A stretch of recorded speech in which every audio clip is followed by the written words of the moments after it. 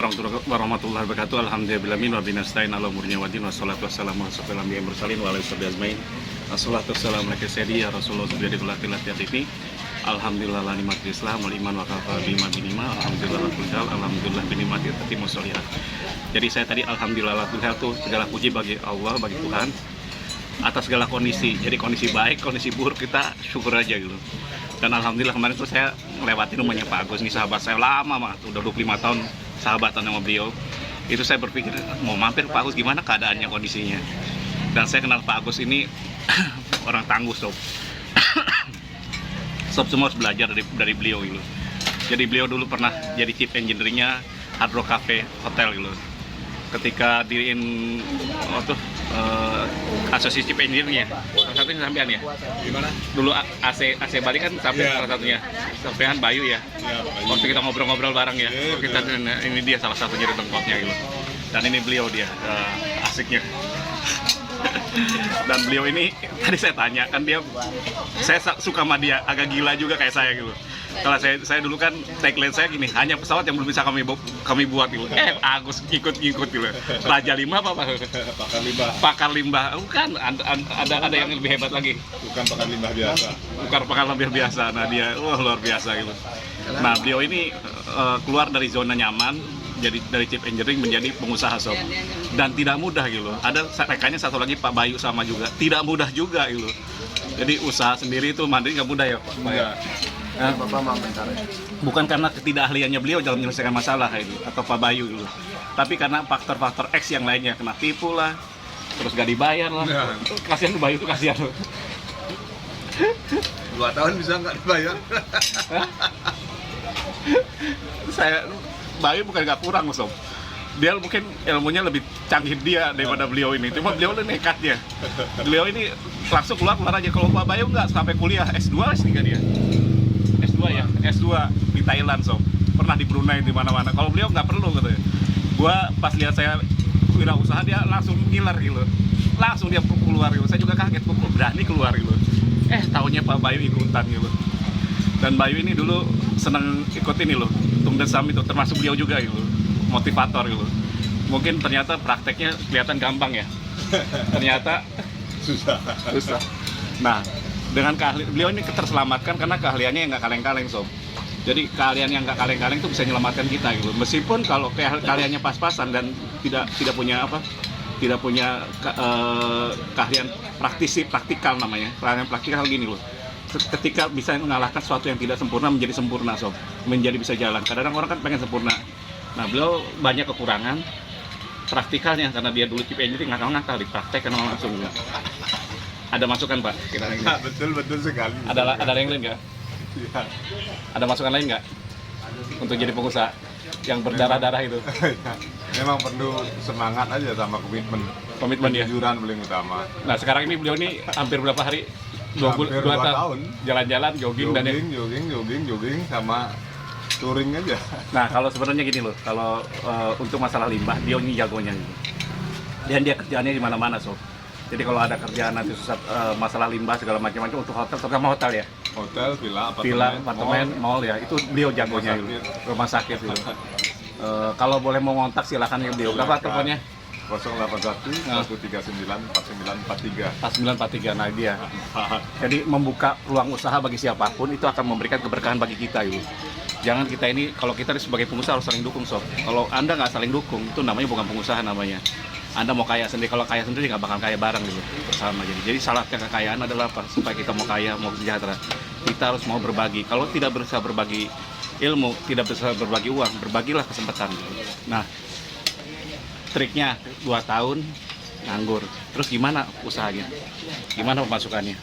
Sementara memang di Bali memang sangat terpuruk sekali karena kita hampir di seluruh Indonesia. Jadi yang di luar Bali masih tidak terlalu terganggu sama pariwisata. Jadi seperti di Jogja, di Bandung, di Jakarta. Terutama kalau di Jakarta tuh apartemen masih tetap jalan. Jadi tidak terlalu pengaruh lah. Yang di Bali aja yang sangat terpuruk.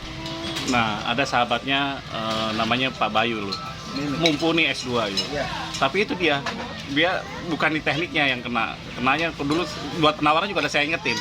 buatin penawaran buat lengkap banget. Kita bilang, Pak, gak usah lengkap Pak, nanti kalau gimana nanti sampai teknikalnya dikasih tahu segala macam-macam, nanti gak dipakai loh orang lain. Bener. Berkali-kali. Terakhir saya diajak bisnis, Pak Ridwan ada kerjaan di di NTB gitu ya. Dikasih kontrak segala macam-macam, bakal kontrak ini nih. Dia minta awalnya sih gak banyak, 20 juta dulu, 25 juta dulu buat Natalan gitu. Lama-lama sampai 200, saya nggak bisa, saya mau kerja, saya mau bilang. Syaratnya satu, udah bilang. Syaratnya satu, kalau uang udah diterima, baru saya mau bagi. Anda mau minta berapa? Tak gituin gitu, bagi hasilnya. Enggak Pak, ini punya komitmen, kontraknya gede-gedean sob. Puluhan M gitu, sampai ratusan gitu. Tapi saya tidak tertarik dengan itu. Ternyata benar gitu. Saya buat perjanjian sama Bayu. Pak Bayu, kalau masalah kalau Pak Bayu sampai mengeluarkan uang, saya nggak mau tanggung jawab. Tapi kalau di pengerjaannya kita keluar uang di pengerjaannya ya, itu saya siap gitu. Pak Bayu siap diam-diamnya mengeluarkan uang. Ternyata kena 300 juta so. Jadi usahanya dia sebenarnya menguntungkan gitu. Dia juga main di ini, di mana, di fiberglass ya. Untuk limbah ya. Menguntungkan, cuman kira-kira ketipu sekali, kehapus semua tuh 300 juta gitu. Kerja setahun kehapus hanya dalam waktu 2-3 bulan gitu. Jadi intinya gini, beliau ini jago, cuman intuitifnya kurang gitu. Perasaan apa yang kurang gitu, terkena tipu itu. Mungkin terlalu gampangan gitu, terlalu mudah gitu. Padahal kadang-kadang kita umur udah di atas 45 tahun, kita harus save bener gitu. Saya bener dalam artian apa? Kalau ada kerjaan, pastikan bahwa kerjaan itu tidak merugikan kita secara finansial kalau banyak gitu. Kalau memang merugikan, itu usahakan resikonya diminimais 5% lah dari total aset kita gitu, dari total penghasilan kita setahun gitu. Itu yang terjadi, dan saya itu lakukan itu gitu. Kemarin saya ditawarin kerjaan hampir 200 miliar gitu, untuk buat villanya, satu villa 10 M kali 20 kan 200 miliar. Itu baru pertama, belum ini. Saya bilang, saya prinsip gini, saya nggak ada uang.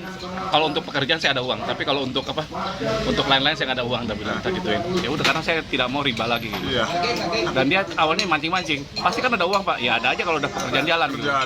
Kedua, saya tidak mau jadi bukan bank saya gitu, jadi kalau project itu DP keluar dulu baru saya kerjain, nggak bisa gitu, tak gituin gitu. Dan pengerjaannya saya maksimal seminggu setelah ininya harus keluar gitu uangnya, setelah dicek ya pekerjaan kita di progres ya. Saya nggak mau 2 bulan 3 bulan gitu. Jadi kalau seminggu nggak keluar, berhenti langsung saat itu juga gitu. Nah akhirnya ya ternyata ya udah gitu. Tadinya tetap aja nanti kita dikasih proyek, intinya kita keluar uang tiket lah, uang apalah. Ujung-ujungnya pertama keluar 20 juta, ujung-ujungnya 200 juta keluar, ngabisin waktu gitu. Saya nggak punya ngabisin waktu. Kalau nggak dapat ya udah biarin aja gitu. Betul. Jadi saya nih sekarang nih bukan nyari pekerjaan, tapi nyari penghasilan gitu. Meskipun kecil nggak apa-apa gitu. Dan sekarang alhamdulillah syukurnya bagus, saya tuh nggak mencat orang gitu. Jadi karyawan saya masih itu bersyukur dulu. Terus yang Pak Agus tadi bilang pekerjaan di luar ini, saya setahun pertama pekerjaan di luar saya jalan Pak. Setahun ini nggak jalan sama sekali. Workshop saya di Jakarta nggak jalan. Saya nggak punya pabrikasi jalan, nggak jalan, nggak gerak dulu. Karena juga dampaknya. Karena apa? Kalau limbah kan mau nggak mau harus jalan dulu. Kalau kitchen kan kalau nggak ada resto yang buka kan susah gitu. So, saya senang ketemu beliau, pengen ketemu beliau, kemarin mau nyamperin ke rumahnya gak enak, ternyata ketemu di pas warung makan gitu. Dan alhamdulillah sob ya, saya kenal beliau tuh dari mulai, ibaratnya usaha dari mulai awal gitu. Sering nanya sob sama saya, kayak Pak, cuman kalau dia berani langsung buka, kalau Pak Bayu tuh enggak nanya. Pas udah beliau udah 5 tahun jalan, lihat baru dia mau buka 5 tahun jalan baru buka ya? Apa 10 tahun? 10 tahun ya, 10 tahun jalan dulu. Enggak, 10 tahun jalan baru dia baru dia wirausaha, kan telat gitu. Umur udah hampir 50, tapi bilang udah wanti-wanti Pak hati-hati, tapi Pak Bayu sering datang dulu ya. Dia pusing pasti tempat saya. Pak diskusi Pak, ya udah ngobrol.